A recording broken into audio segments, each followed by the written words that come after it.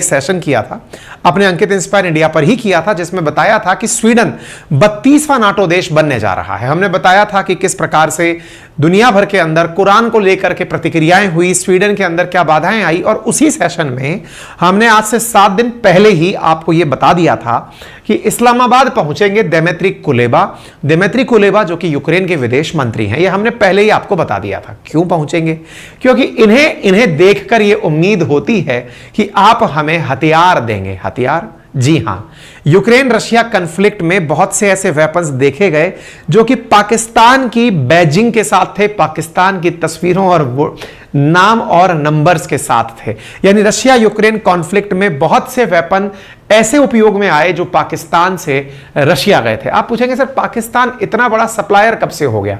देखिए, वेपन्स की भी बड़ी परेशानी है। वेपन्स की सबसे बड़ी परेशानी क्या होती है कि इनकी भी एक मियाद होती है, अगर नहीं चलाए गए तो खराब हो जाते हैं। सर तो इसका मतलब तो हमारे भी खराब होते रहते होंगे। बिल्कुल सही सोच रहे हैं आप। इसी कारण से भारत द्वारा इतने युद्ध अभ्यास किए जाते हैं कि हमारा कोई भी वेपन हमारे किसी ना किसी एक्सरसाइज में कंज्यूम हो ही रहा होता है, नया बन रहा होता है, फिर कंज्यूम हो रहा होता है उनके एक्सपायरी डेट को लेकर के कि हां भाई इससे ज्यादा दिन तक चला तो फिर ये यूजलेस हो जाएगा। पाकिस्तान के हालात आपको पता है कि किस प्रकार से कटोरा लेके काम चल रहा है। ऐसी स्थिति में वो खुद से उनका उपयोग अब कर नहीं सकता, तो बेहतर क्या है कि अपने वेपन्स को आउटडेट होने से पहले ही वो कहीं ना कहीं लगवा करके उनका उपयोग करा ले। लेकिन हिम्मत इतनी है नहीं कि खुलकर सामना करे इस बात का कि लो यूक्रेन वालों, हमने आपको वेपन दिए, आप इन वेपन्स को चला लो। तो अब इनके पास बचा क्या विकल्प? विकल्प ये बचा कि ये किसी और के माध्यम से यूक्रेन तक वेपन पहुंचाएं। और आपको याद होगा अप्रैल 19, 2023 की एक खबर है कि पाकिस्तान ने यूके के साथ में एक पैक्ट साइन किया, एक समझौता पे हस्ताक्षर किया कि वो यूक्रेन को अपनी तरफ से रॉकेट सप्लाई करेगा। यानी इन्होंने एक इनडायरेक्ट तरीका चुना कि पहले पाकिस्तान यूके को भेजेगा, अब यूके किसको भेजता है ये यूके के ऊपर है।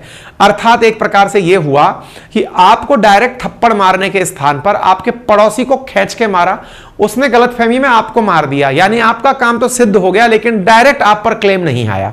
पाकिस्तान कुछ वैसी समझदारी कर रहा है जो दुनिया को दिख सबको रही है, कह कोई नहीं रहा है।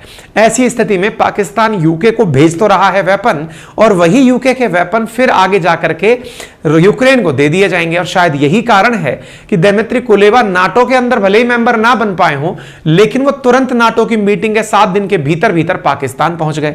और ऐसी स्थिति में जेलेंस्की का बयान आता है और वो कहते हैं कि हम लोग चाहते हैं कि हमें जल्दी से जल्दी ज्यादा से ज्यादा वेपन्स मिल जाए।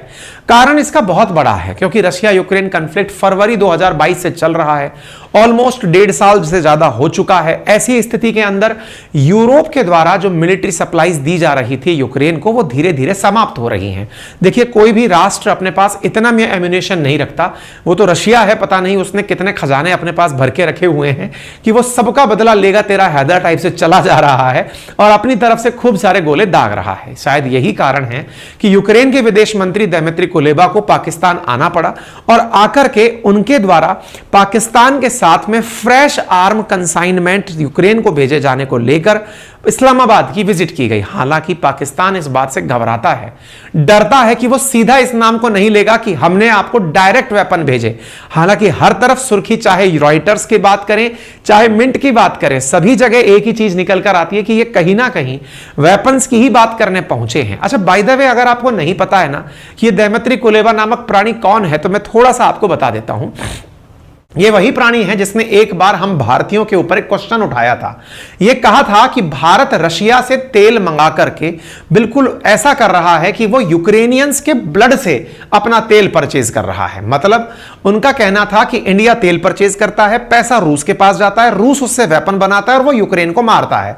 अरे भाई, ये तो तुमने बहुत लंबा रूट अपना लिया। तुम तो जो कर रहे हो वो डायरेक्ट काम कर रहे हो। यानी वही वाली बात है, आपका कुत्ता कुत्ता मतलब तो हमारा कुत्ता कुत्ता तुम्हारा कुत्ता टॉमी, वो वाली बात हो गई साहब यहां पे। तो कुल मिलाकर बात यह है कि ये खुद करें तो साहब ये आप क्या ही बोलें, हम रहने दीजिए, आप सब शब्द पूरे कर लीजिएगा। कहने का कुल मिलाकर अर्थ यह है कि दिमित्री कुलेबा अपने द्वारा पाकिस्तान से बातचीत करें तो कोई गुनाह नहीं है। पाकिस्तान से वेपन लेकर के रशिया से लड़ने जाए तो इनकी तो आजादी की लड़ाई है। लेकिन वहीं हम अपनी आवश्यकताओं की पूर्ति के लिए रूस से तेल खरीद लें तो यूक्रेन का ब्लड बहा रहे हैं आप। ये वही दिमित्री कुलेबा है। हाल जो आपके सामने तस्वीरें दिखाई दे रही हैं, ये मिनिस्ट्री ऑफ फॉरेन अफेयर्स के माध्यम से दिखाई गई तस्वीरें हैं। पाकिस्तान की मिनिस्ट्री ऑफ फॉरेन अफेयर्स के द्वारा दिमित्री कुलेबा और इनके बिलावल भुट्टो की तस्वीरें दिखाई गई कि साहब इन दोनों का बढ़िया ग्रांड वेलकम हुआ है। यारी दोस्ती में एक पौधा भी लगाया गया है ताकि रिश्तों के साथ साथ वो भी आगे बढ़े। आप यहां पर दिमित्री कुलेबा का बहुत ही हार्ट वार्मिंग तरीके से स्वागत पाकिस्तान में होते हुए देख सकते हैं। पाकिस्तान इनके साथ लंबे समय से, और आपको मालूम होना चाहिए कि यूक्रेन का जो मत है वो पाकिस्तान प्रेमी होने का है, यानी यूक्रेन अक्सर पाकिस्तान के प्रति प्रेम शो करता पहले भी रहा है और वो यहां से अच्छे से दिख भी रहा है। यहां के बाद में फिर इनके द्वारा मीटिंग की गई, शहबाज शरीफ की अध्यक्षता में की गई, प्रधानमंत्री ने इनसे बातचीत की जिस पर दिमित्री कुलेबा ने उन्हें अपनी तरफ से धन्यवाद दिया। यूक्रेन के विदेश मंत्री दिमित्री कुलेबा 20 तारीख और 21 तारीख के लिए पाकिस्तान पहुंचे हैं और विशेष रूप से ये तब पहुंचे हैं जब रूस के साथ वॉर चल रहा है। देखिए, मुद्दे की बात यह है कि रशिया यूक्रेन कॉन्फ्लिक्ट के दौरान यदि यूक्रेन किसी के पास भी जा रहा है तो केवल हालचाल पूछने तो नहीं जाएगा या ये तो कहने नहीं जाएगा कि बिलावल भैया तुम बहुत गरीब हो और बहुत बहुत धन्यवाद, तुमने हमारी मदद के बारे में विचार किया, ये कहने तो बिल्कुल भी नहीं जाएगा। इसका मतलब कुल मिलाकर बात यह है कि डायरेक्ट ना कहकर इनडायरेक्ट किसी काम के लिए ये लोग यहां पहुंचे हैं। और ऐसी स्थिति में बिलावल ने यह कहा कि पाकिस्तान का मानना है कि लंबे समय तक संघर्ष नागरिक आबादी के लिए बाहरी कठिनाई और पीड़ा लाता है। हमें उम्मीद है कि जल्दी शांति कायम होगी और रूस के लोग शांति यूक्रेन के साथ मिलकर कायम करेंगे। ये इनका वीडियो है।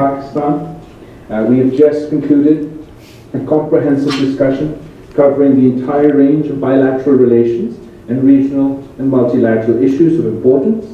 Pakistan enjoys long-standing friendly ties with Ukraine. Pakistan-Ukraine relationship has a long history and established जो भी है इन्होंने बोला और अपनी बातें बताई। इन्होंने यह भी कहा कि हम यूक्रेन का समर्थन करते हैं कि उसने पाकिस्तान द्वारा यूएन में लाए गए प्रस्ताव का समर्थन किया है। यह वही प्रस्ताव है जिसका भारत ने भी समर्थन किया था, लेकिन यह धन्यवाद बोलना भूल गए। खैर कोई बात नहीं, यह वो प्रस्ताव है जिसका हमने भी आपको यहां पर जिक्र किया था।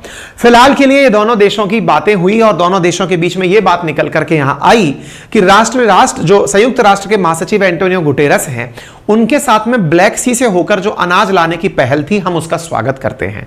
अनाज की कहानी क्या है? असल में आपको मालूम है कि पाकिस्तान में जब लास्ट ईयर बाढ़ आई थी तो इनके यहां अनाज का संकट उत्पन्न हुआ था और अनाज संकट में यूक्रेन और रशिया ने एक महती भूमिका निभाई थी दुनिया को अनाज उपलब्ध कराने में। यूक्रेन और रशिया के द्वारा यूएन की अध्यक्षता में, यूएन की मध्यस्थता में टर्की की मदद से ब्लैक सी से होकर दुनिया भर को अनाज पहुंचाना तय किया गया। लेकिन हाल ही में रूस द्वारा उस एग्रीमेंट से किनारा कर लिया गया है। रूस के द्वारा किनारा करने पर, क्योंकि रशिया ने यह कहा कि मैं अब उस डील में नहीं हूं, और नहीं हूं इसी आधार पर क्योंकि उसे यह समझ में आ गया कि हम तो तेल बेचकर पैसा कमा रहे हैं, यूक्रेन अनाज बेचकर पैसा कमा रहा है। आपको मालूम होना चाहिए दुनिया में अनाज के कटोरे के नाम से यूक्रेन विख्यात है और अनाज की मदद से यूक्रेन के पास पैसा भी आ रहा है। ऐसी स्थिति में रशिया इससे बाहर हो गया और रशिया ने इनके अनाज के ठिकानों पर गोले दाग दिए। यूक्रेन के साथ में इन्होंने बकायदा ये वो जो एग्रीमेंट किया था, दिमित्री कुलेबा, ये आप यहां पर देख सकते हैं एंटोनियो गुटेरस के साथ में, और यहां पर आपको दिखाई पड़ रहे हैं ये जो टर्की के रसप अर्दगन हैं, इनकी अध्यक्षता में एक बार बैठक हुई थी और इन्होंने बकायदा उससे फिलहाल किनारा करते हुए कहा कि नहीं भाई, हम अब इस एग्रीमेंट से बाहर निकल रहे हैं। और यही कारण है कि रूस के द्वारा यूक्रेन के जो अनाज के ठिकाने हैं उन पर गोला बारूद बरसाया जा रहा है। बाय द वे, अगर दुनिया भर के अंदर गेहूं प्रोडक्शन की बात की जाए तो दुनिया के टॉप व्हीट प्रोड्यूसिंग स्टेट्स में यूक्रेन का नाम भी आता है। आप अगर टॉप 10 कंट्रीज देखेंगे तो नीचे से दूसरे नंबर पर यूक्रेन दिखाई देगा। आप पूछेंगे दूसरे नंबर पर है, हम तो बहुत ऊपर हैं। मुद्दा बहुत ऊपर की नहीं है, हमारे पास दुनिया की सबसे ज्यादा आबादी है, इनके पास आबादी बहुत कम है और दुनिया का टॉप 10 लायक इनके पास में गेहूं है, इसलिए ये दुनिया भर को गेहूं सप्लाई भी करते हैं। अब बड़ा सवाल यह बनता है कि जब ये इस रास्ते को मदद के लिए बंद कर चुके हैं तो क्या होगा? तो यह होगा, रशिया के द्वारा आज की ताजा अपडेट है, एक दिन पुरानी ताजा अपडेट है, रूस के द्वारा यूक्रेन के अंदर जो अनाज के गोडाउन्स बनाए गए थे उन पर गोले गिराए जाना शुरू हो गया है और उन गोलों को गिरा करके यूक्रेन में अनाज के ठिकानों को खत्म किया जा रहा है। अब बात करते हैं आगे की कि क्या वाकई में इन्हें वेपन मिल पाएंगे। तो देखिए, Pakistan Ukraine deny arm supply deal amid conflict. इन लोगों की तरफ से जो सूचना आई उसमें पाकिस्तान ने साफ साफ कहा कि हम लोग इनके साथ में वेपन का कोई भी एग्रीमेंट नहीं कर रहे हैं। बकायदा इन्होंने साफ साफ इनकार किया पत्रकारों द्वारा सवाल पूछे जाने पर, और यह कहा कि नहीं साहब हम कोई पागल थोड़ी हैं। आप इधर देखिए,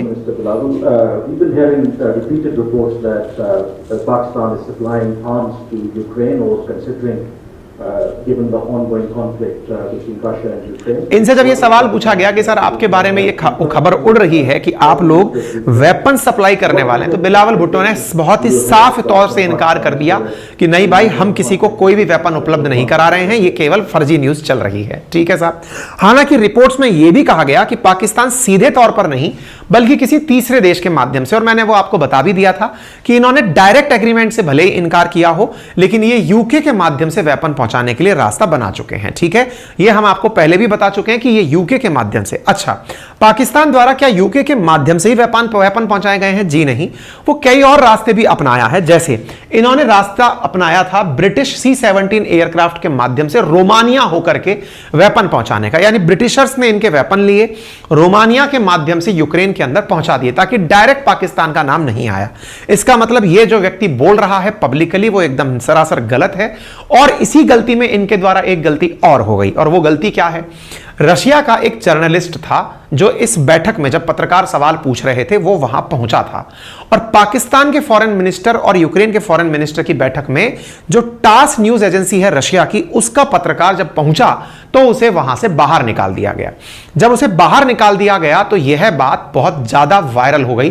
पाकिस्तान में जो रूस की एम्बेसी है उसने इस पर तीव्र प्रतिक्रिया देते हुए इनसे जानकारी ले ली।